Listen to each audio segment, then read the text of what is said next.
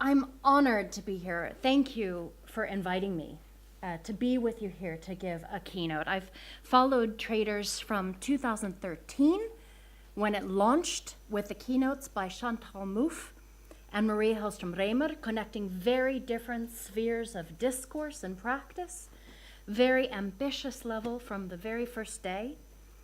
It's also when I met the amazing Lisbeth Hubrecht, who is not here with us today, but in spirit, and many more of you at the 2014 summer school. I'm also honored to have my name on the wall at my alma mater, the RCA. It's so many things have not changed. I still remember crowding into that elevator just over there, the kind of really scruffy, critical, and participatory designers squeezed next to the clean-cut vehicle designers with their highly polished models of cars, perhaps already signaling since that year 2000 very different directions that design was heading within the same school even. And I even for 3 weeks broke the glass ceiling up to the architecture department and did a short course with Liza Fiona Raby and Muff. So I hope the silos, I hope the divergences, but I hope design is shaking up here, even if this room and the elevators remain the same. Many things are changing and challenging here, then and now, and I've sharpened a little bit the focus of my lecture to address some of the things I feel particularly urgent these days. The research I'm doing now is investigating and exploring the political agency or politics of design, and specifically I'm looking at notions of governance. I'm a practice-based design researcher with a background in design and architecture, and I've also been, as a researcher, studying other designers, other design projects and activities. And I've been examining the expansion of design into the public realm and the political sector. For example, I've worked many years ago with design to express and affect sustainable consumption. I discussed with some of you at the summer school, actually I think it was winter school around that. I've been investigating design activism, social innovation, and now in Finland I even teach in a class called Design for Government, together with Helle Hernberg, who's here somewhere in the audience today as well. The expansion of design in the public sector accompanies wider and more profound developments in Europe over several decades, in which governance have shifted from top-down command and control modalities to more bottom-up, so-called grounded, interactive, and co-produced policy making and planning. Design is increasingly employed to serve regions, municipalities, communities, and citizens, as well as companies. Especially in welfare states, as Guy Julier and others have argued, design has thrived with the redistribution, deregulation, and subcontracting of previously governmental services. Today, design is a powerful instrument in producing, reproducing political ideologies and policies.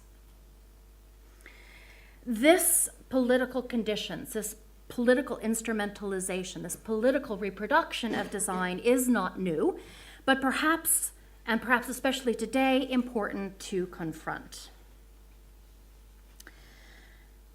I went to Africa, to Cape Town, when it was the designated World Design Capital in 2014. Here you see the front of the World Design Capital webpage for Cape Town. You see the prosperous, redeveloping, affluent shoreline of the city. Only part of the city is obviously in this picture. And on the second day when I went to Cape Town, I went way off over there, outside that green area and that flashy FIFA, I think it was FIFA-built stadium, to the Museum of District 6. The World Design Capital Year coincided with the 20th anniversary of the end of apartheid rule in South Africa. And on the second day there, I went to the District 6 Museum. And to the right of the entry in the District 6 Museum is prominently displayed a quote from the official 1976 report of the Commission of Inquiry into Matters Relating to the Colored Population Group. I'll quote from the placard that was on the wall. "We must concentrate our first activities at the city center. It is possible to achieve this radical reorganization by drastic measures only, by a fresh start on cleared ground. This ruthless eradication directed towards a revitalizing process we have," say the Commission, "followed Le Corbusier's lead, namely the surgical method. Through surgery, we must create order." Quote unquote from the 1976 report, in which design, Le Corbusier, appears as an agent of apartheid governance. His so-called surgical method to instill social order over the unruly masses and threats to public health. Decisively implemented in the apartheid spatial planning, design was used to envision, implement, reproduce a particular social and spatial order, that is segregation. And these urban plans look very different than the ones you saw on the shiny front page of the World Design Capital website, in which only the white areas of the Group Areas Act, of which this document was part of, only the white areas were included in that city center. So through this critical lens upon the design role, the political agency of design, kind of in my face in the museum, many other things around also became apparent to me. The many open and green spaces around the museum, rather than preserved or planned spaces for play or nature, are actually remnants of the clearance of the District 6, one of the city historically most racially diverse neighborhoods, the birth of a cultural renaissance and also activisms, which was cleared through 3 successive political acts of apartheid that made the District 6 a whites-only area. This museum, this is the museum, is housed in one of the few remaining buildings from before the 1970s and acts as a beacon for that ongoing social spatial struggle, the still empty spaces subject to competing post-apartheid and neoliberal planning agendas. There's a complicated process of formally handing land back to the former inhabitants who have left their mark here, and a myriad of informal occupations in this holding pattern of social and spatial planning. Along one edge of the District 6 is literally called the Fringe, Cape Town's so-called design and innovation district, populated with creative studios and tech incubators with demographics and aesthetics much more like cities in the West than those voices of former inhabitants occupying this map in the museum. Their colors, their voices, their material, their aesthetic, their cultural voices have been dispersed literally to the fringes of Cape Town, replaced with this art and design fringe district instead. The governing of social order by design is evident in Cape Town on the macro-political and urban scale, as in the urban plans, as in these maps, but also evident in the micro-political level. I felt it in my body, on the human scale of building facades, graphic signage, and product designs. As an outsider to the city, I was continually confronted with unexpected examples of how I and others are monitored, controlled, and governed by spatial and material means. Even here on Lower Main Street, where I had a meeting with a PhD student from the African Center for Cities, my access in and out of this bookshop here was highly regulated by a gate, by windows, by signs, and a shopkeeper. There was a complex set of interactions, not unlike logging into highly protected websites or server spaces just to enter into the inside of the shop. Now, this process, this complicated interaction of physical and social entrance or access, was very odd to me, but in fact is quite pervasive or common there. But even more ironic in this particular shop to me, because it's the Bolo Bolo anarchist info shop. So this pervasive politics of social spatial separation, access, boundaries, and borders still trumps anarchy that's inside of this shop, apparently. So such micro-political dimensions, politics of space, become so naturalized into our cognitions, our bodily habits, our social norms, that they become invisible. It was my position as an outsider, as a foreigner, which affords me a critical distance.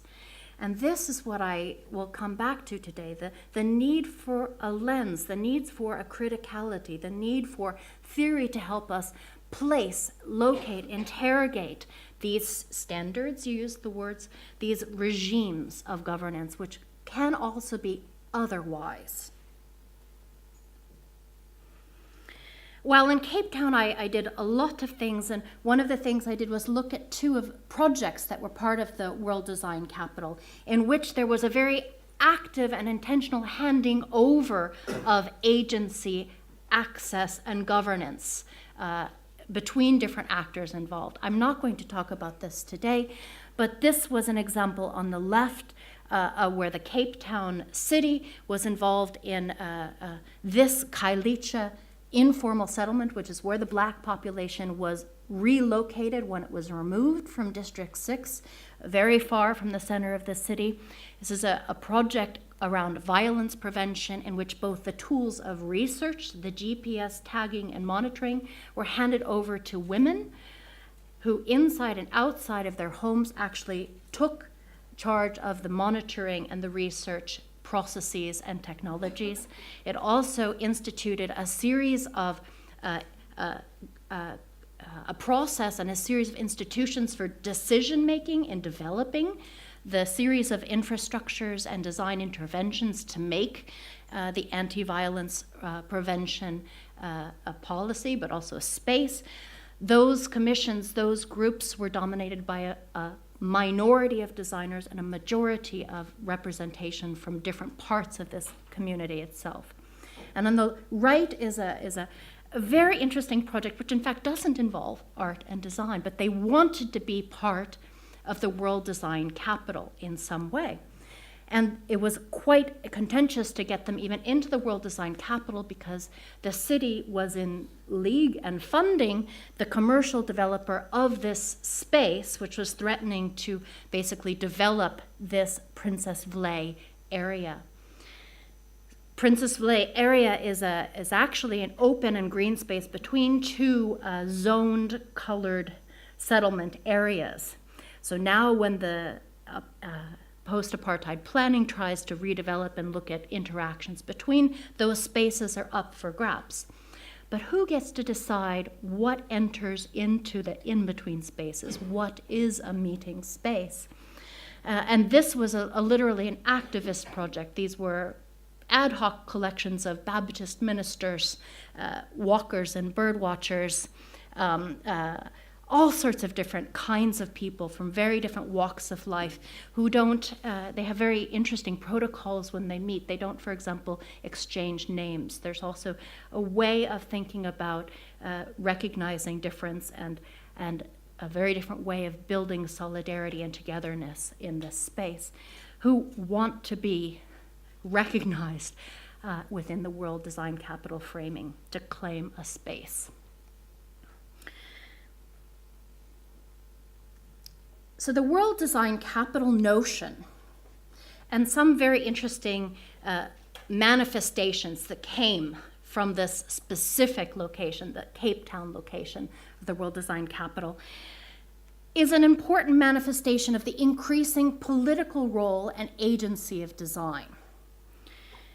Before Cape Town, Helsinki, you can see, was the 2012 World Design Capital. And for us in Finland, where I live and work now, it marked a pivotal moment in the Finnish history and ascent of design in the public realm.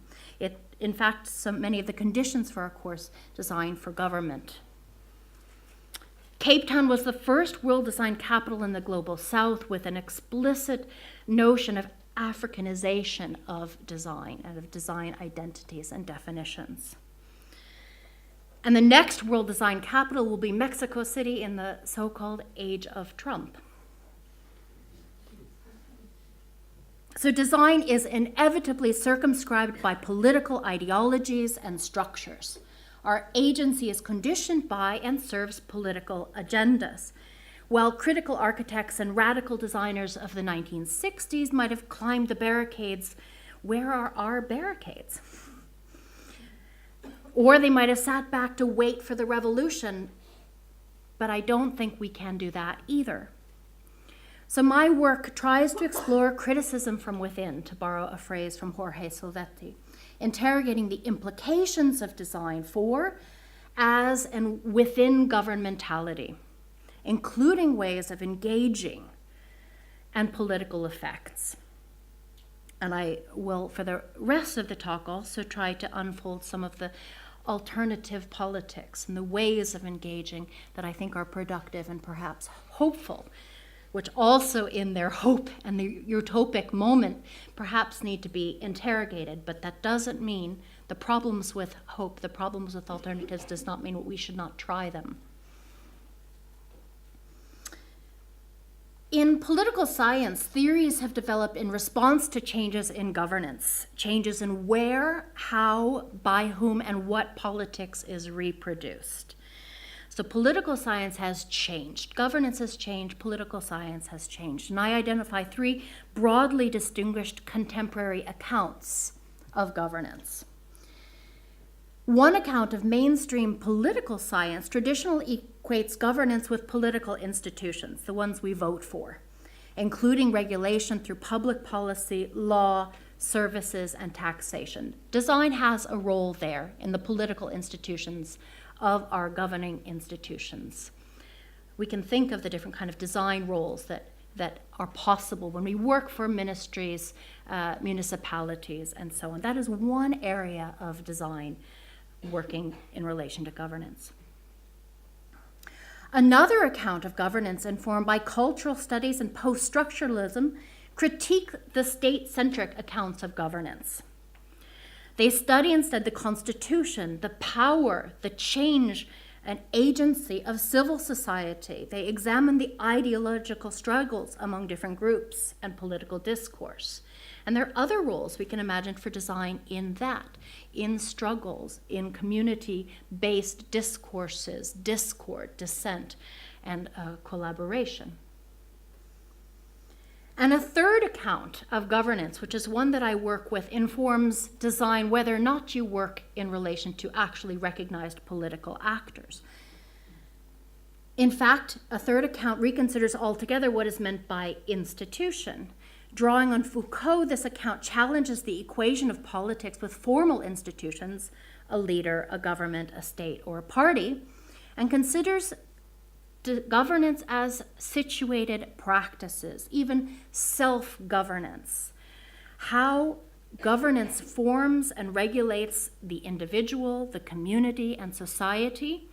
We are not only objects of governance acting on us, we every day enact and self-discipline norms, policies, ideas of how to behave, how to relate to one another. We are not only objects that is governed by people outside. We are governing ourselves. And we have also in that an agency to choose to do otherwise, to reproduce other political regimes, ideals, ideologies. So politics can be studied as individual and group conduct, our conduct every day. The everyday social order, entering in and outside of a shop, for example, norms, and interactions. We can study the design of these everyday social orders, norms, and interactions and look at how those basically affect either reproducing a given social order of society or changing the way that we interact within society. So now for the rest of this talk, I'm going to talk a little bit about this design agency within governance. And specifically, I'm going to locate that agency not in projects for governance or for municipalities, but the design identity, how we act, how we embody different kinds of politics in our identities, in how we relate through our practice, to our practice, and to the context of our practice, you can say. And for this, I'm also going to draw on some of my research projects to pick up different examples to illustrate. And this is a project that I did several years ago together with Magnus Eriksson, which was a cultural platform for practitioners to discuss their socially and politically engaged design practices. As a platform, we also thought about the principles of creating discourse. So the mechanisms for actually designing this platform were very carefully thought. We decided not to promote individuals, and especially not heroes, of design, but to focus on projects, the nitty-gritty of doing design, not the designer themselves. And we always arranged events that involved discourse or dialogue.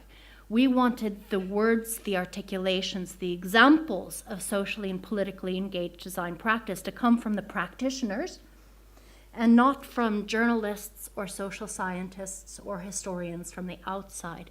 We wanted the language and the themes among socially and politically engaged designers to emerge on their own terms.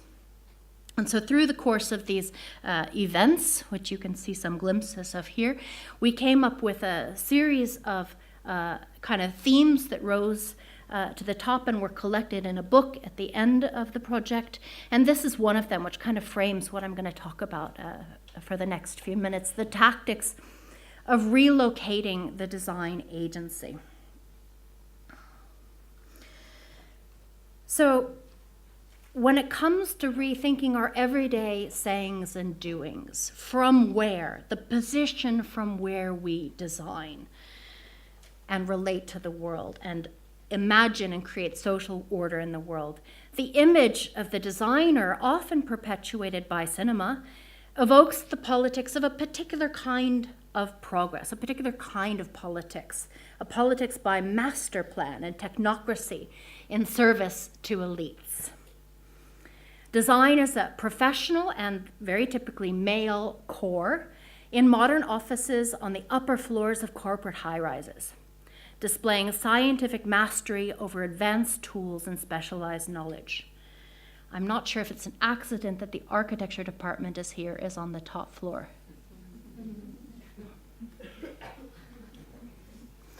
The image of the modern designer is a departure from a previous paradigm. The designer or architect casts as romantic genius or solitary prophet, with even mystical intuition, a deified channel for truth that cannot be questioned nor subjugated to the will of a client or any other. The Renaissance architect that Martin Briggs talked about in his 1927 book, The Architect and History. These are very different paradigms, identities, bodies of the designer. And consider the surgery metaphor from Le Corbusier. A surgeon removed from the rest, carefully separated to exclude contamination, a whole staff, an array of advanced technical instruments, all in service to his skilled practice, performing highly invasive acts upon the inexpert, anesthetized, and voiceless bodies of the one who is undergoing surgery. So consider the guises, the identities that these different archetypes, even these different words, evoke. The politics of surgery, of design as surgery upon a body politic, through decisive incision and racial cleansing, even. These archetypical guises condition how we position ourselves, how we perceive ourselves, how we're perceived by others, predisposing clients and stakeholders, popular opinion, and future professionals. So by reproducing these archetypes and these images, we are shaping the profession to come as well.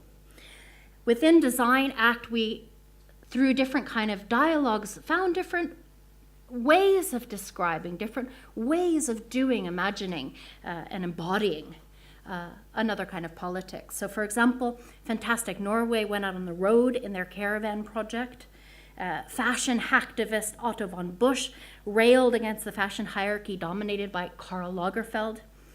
David Reinfeldt shifted in 9/11 from big business consultancy towards Dexter Sinister just-in-time workshop where everyone can be a graphic designer in the occasional bookstore in New York. And an example, we'll talk about it a little bit more length, is this of the New Beauty Council, or NBC, formed by 4 students from art, architecture, and design to contest the norms of the original official beauty council, Skönhetsrådet, a government agency responsible for regulating the order of public space in Stockholm.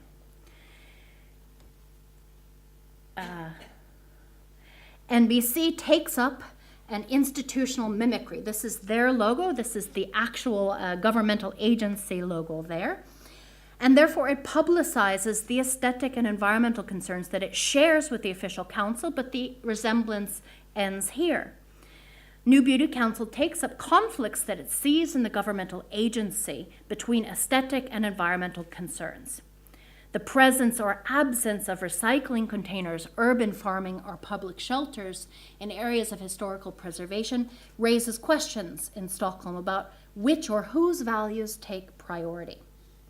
For them, it was not merely a question of realigning aesthetic and environmental norms. The solution was not more beautiful bins, gardens, or benches. They were more interested in the underlying conflicts. Who gets to decide which norms are in public? So the New Beauty Council instead redesigned modes of political representation. Their website, their activities acted as an alternative parallel political forum and process, where they included a lot of different kind of open door policies, including to politicians, but also to homeless, to LGBTQ, to different kinds of activists, interest groups in the city. And they also moved outside. They gave tours, for example, wearing loud neon vests with the word neatness and safetyness written across it. Neatness and safetyness is the Conservative Party's slogan at the time for a world-class city, clean, tidy, perhaps homogeneous, commercialized, and so on. So they wore those vests and they conducted green walks, wheeled walks with wheelchairs and prams. And the Say Slut Carnival destabilized the normal social order, involving the public directly in other or others' experience of the city, taking on very embodied Stockholm's zero tolerance of graffiti and policing of who can do what in public space. In this, their project goes beyond institutional critique. They didn't just mimic the other institution, they invented new performative modes that could be understood as a politics of counter or supra-representation, well beyond the existing modes of either power or empowerment. Another project which also works within these kind of guise of the official body or the official profession is this initiative, Who Builds Your Architecture, which is theorists, teachers, students, and activists in New York. This is their picture from their exhibition at the Istanbul Design Biennial in 2013. This project came out of a moment when particular attention was being drawn to the labor conditions and the laborers, the workers behind architecture. Several laborers had been killed on sites in Abu Dhabi, and Zaha Hadid was targeted on the front pages of newspapers, an architect was targeted, and she defended a very mainstream architectural opinion that the architect's responsibility is for the aesthetic object, not for the process, not for the conditions, not for the making or the labor or the working conditions of the ones behind. So Who Builds Your Architecture uses very traditional techniques of architectural representation, drawing, mapping, and so on. Very technical drawings with statistics. But what they do is they lay out all of these underpinnings, processes behind, politically charged, socioeconomically and racially charged dimensions that are behind the making of, for example, starchitecture. So a close-up of one of this global network map is showing the position, the office, the modality of architectural offices there on the left, their power, and then the ones that work and make and build the architecture on the right, who are subject to very different kind of working conditions than the work of the architect, where their passports, their salaries, and so on are part of the control mechanisms governing the working conditions over which they have very little power or control. This reminds me actually as well, Jane Randell, who will be, I don't think is she here now? Yes, hello. I was very happy when you mentioned at the conference 2 days ago, Architecture and Feminism in Stockholm, the Architects Against Apartheid. What was it? Architects Against Apartheid. Because one thing that these Who Builds Your Architecture is trying to do is to use this language to create a platform for expanding the official code of conduct at the American Institute of Architects in a not dissimilar way to how Architects Against Apartheid in 1986 in South Africa tried to insert an elaboration of the code of conduct against designing buildings, I'm quoting here, designing buildings that would promote the policy of separate development, against the design of buildings that would assist in enforcing apartheid, including police stations, law courts, prisons, etc. And this was a proposition by those architects at the time to modify the code of conduct of the Institute of South African Architects. And in similar spirit, here are official professionals who stand on their identity and try to speak to the professional organization and expand the code of conduct, in this case, in relation to the AIA in the US. Also in her presentation at the Architecture and Feminisms Conference at KTH in Stockholm a couple of days ago, there was the PhD candidate Claudia Dutson. Is she here? She's one of your colleagues here at the RCA, and I was really happy that she reminded me of Peggy Deemer's argument around the positionality of these kind of identities that we take on as designers. And we find other identities than the surgeon, obviously. Liza, Fiore, and Muff, who are based here in London, have articulated the role of a double agent, in which the service role of the architect and designer is doubled or multiplied, also towards the range of other people serviced or at stake in their work, including advocacy and activism for different interests that can be undercover the official responsibility and mandate of the architect, you can say. Other guises are also suggested. Doina Petrescu talks very openly in her role as an architect/activist. Micah Schalt talks about the urban curator. Others speak about the notions of midwifery or facilitation. Each of these identifications, archetype, has different ideologies, logics, politics, and consequences. This is an important act, the political agency we have in defining what kind of architect we are, what kind of designer we are, and what we do. So NBC and YWBA take on official guises, even hegemonic guises, an official governmental institution. In the case of NBC, the architectural profession, a member of the AIA in the Who Builds Your Architecture, and they use that in a way.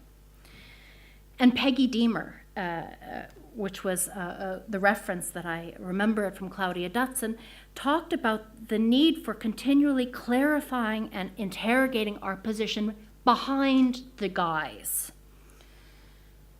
Is this guise taken on authentically or subversively? How do we act as an architect, or as a designer, as a researcher? For what purpose do we act? What change do we enact upon ourselves, towards others, towards wider structures and conditions when we step into different guises or professional identities?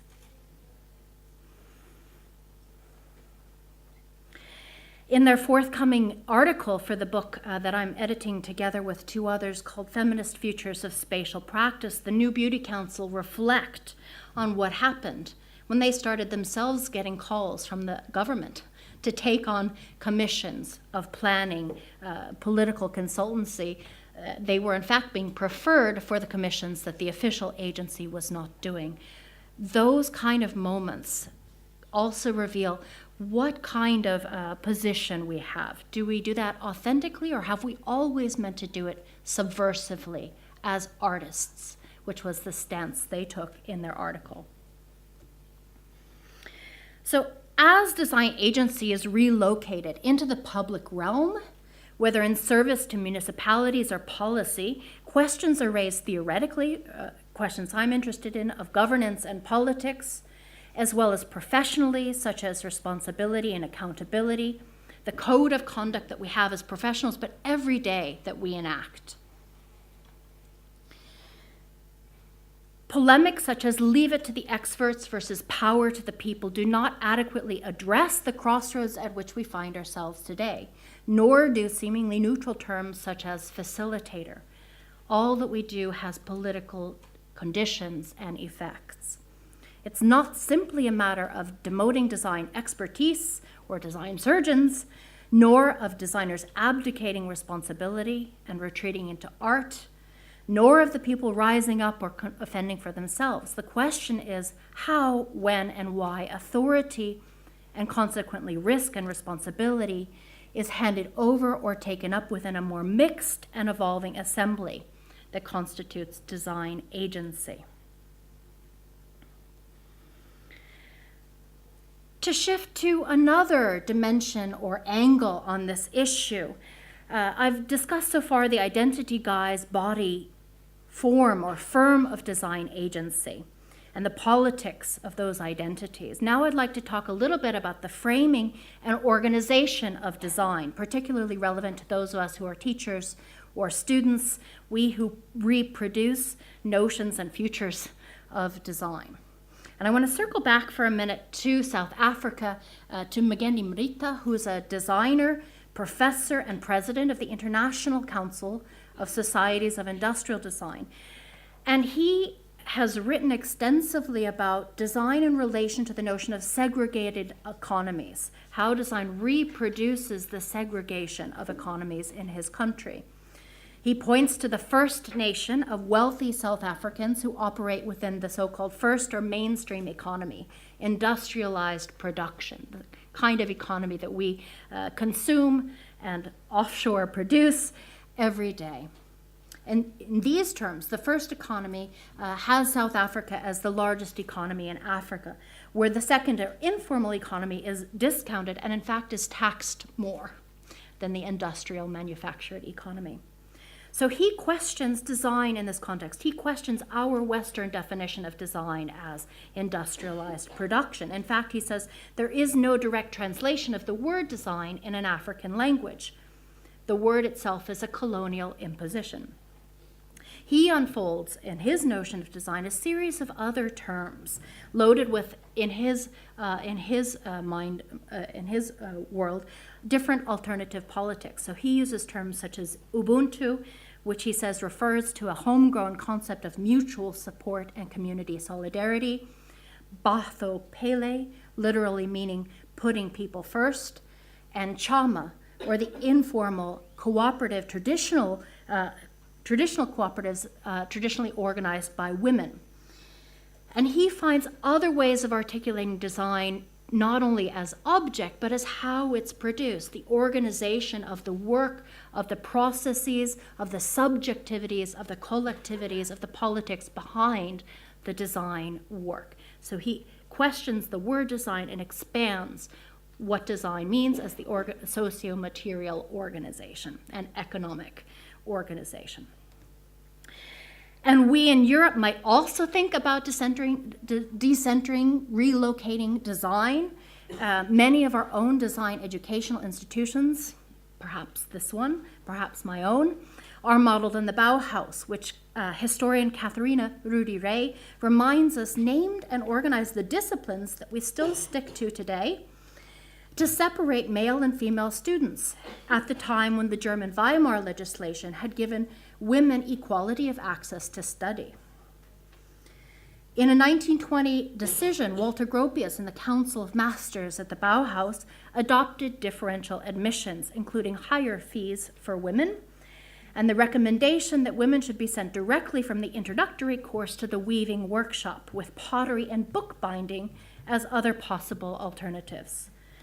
No women were to be admitted to study architecture, probably on the top floor. Here you see Asli Kiek-Ingen, who's worked with several projects over many years, examining and trying to break down the inequalities between different kind of socio-material organizations, break down the differences or the boundaries or the privilege or hierarchy between craft and design. And also in the process, breaking down different notions of class and gender.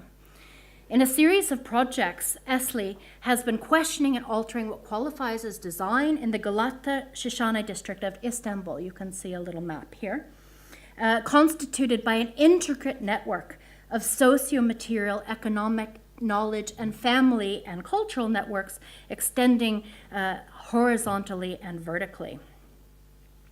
As these networks increasingly marginalized cultural groups are threatened by the tourist industry and displaced by the exponential building of hotels, she develops lobbying, tourist, and educational programs to change and reframe perceptions of artisanal culture and production.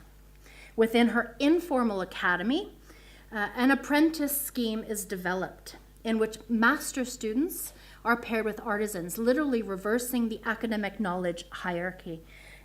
Students leave their safe, well-equipped, high-privileged environments. These are often upper-class students compared to the artisans, and they enter in apprentice situations into these kind of environments. This is actually also showing the levels in the building and across space within this network, all for producing very specific artifacts here.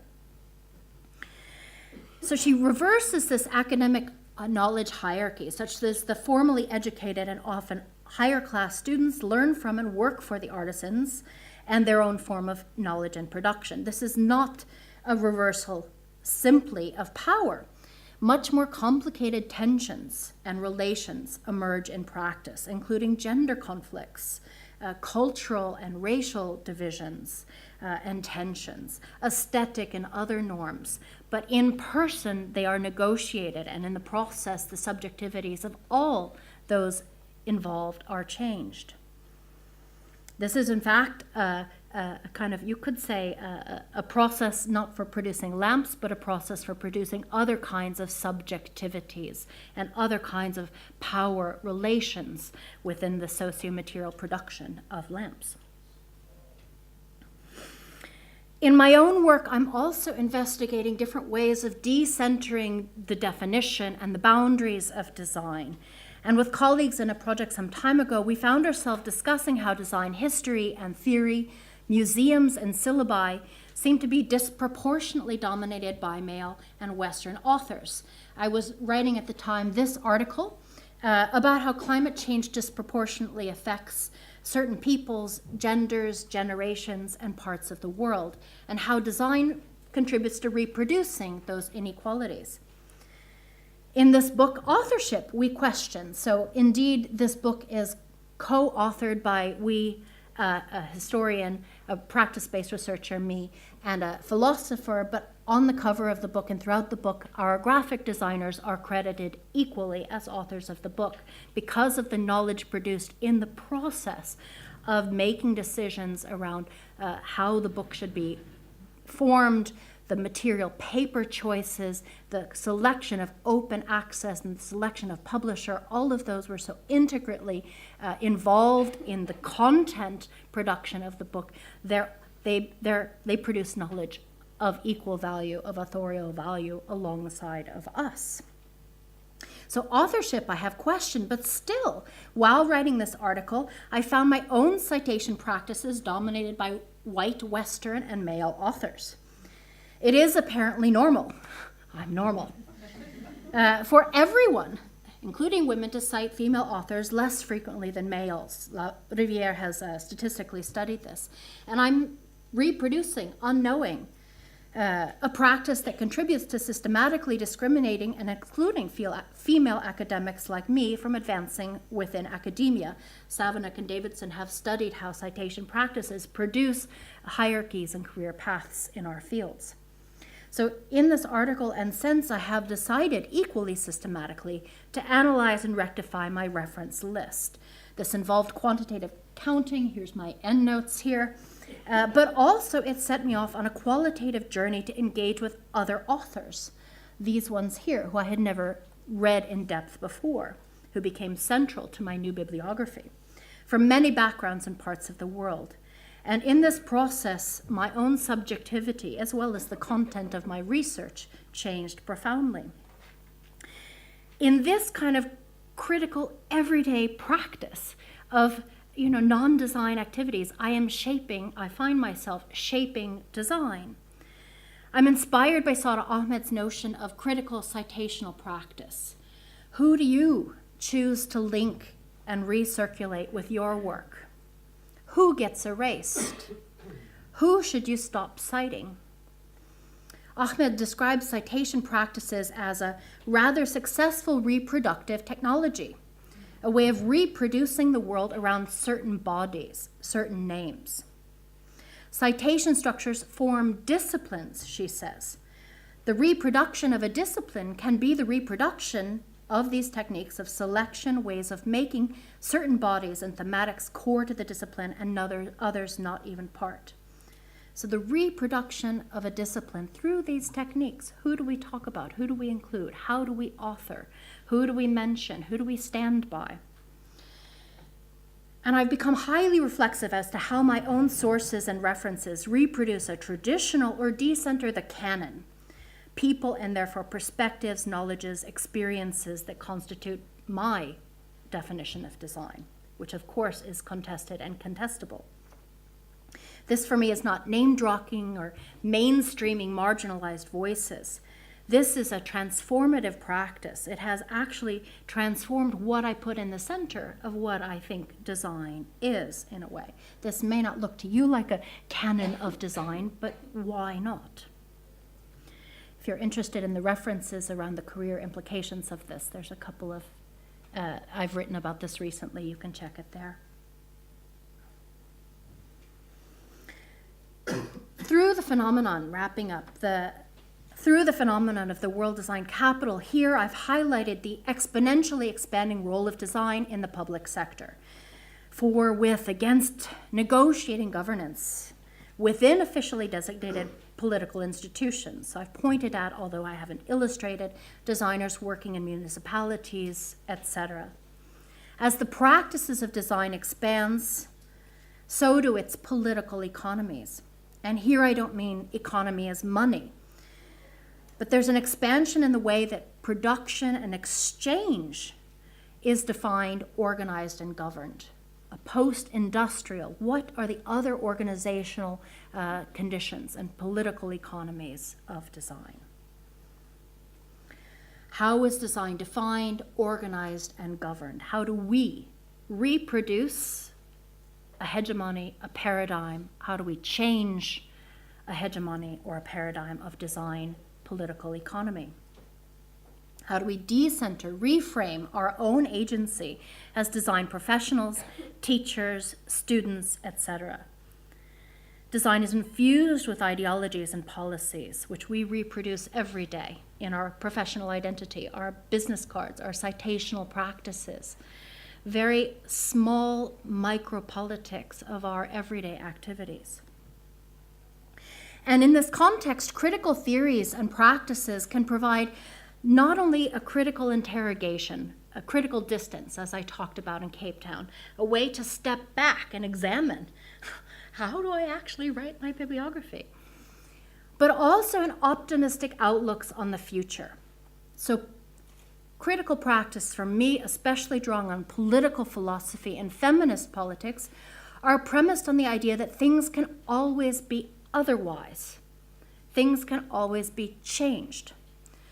The role of theory, education, training, conferences here now, according to bell hooks, is to challenge, shake us up, provoke, shift our paradigms, change the way we think, and turn us around. I think it's a great name for a conference. For me, concretely, the critical theoretical notion of embodied utopias, articulated by feminist philosopher Elizabeth Grosz, is particularly helpful.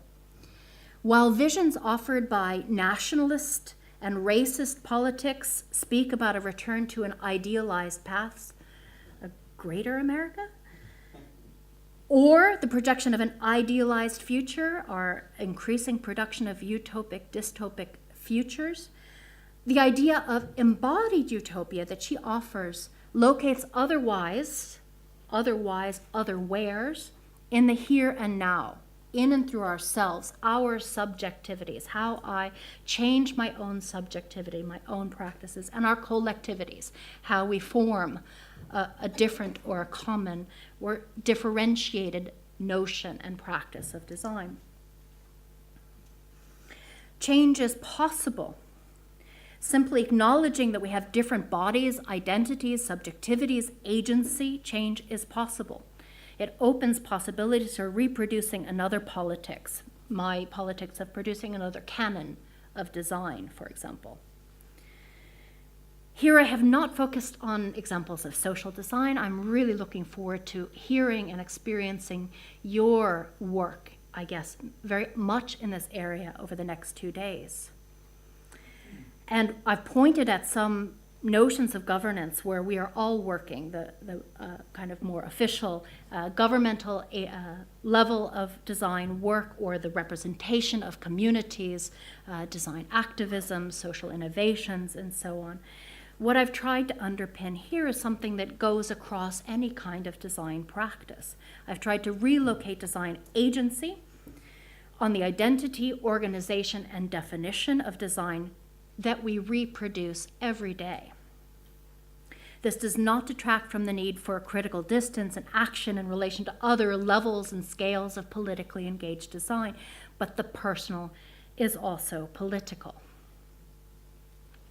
And with that, I'd like to thank you, and also all of the invisible labor, knowledge production, and others behind my own work and my own being, you could say. Thank you, and questions.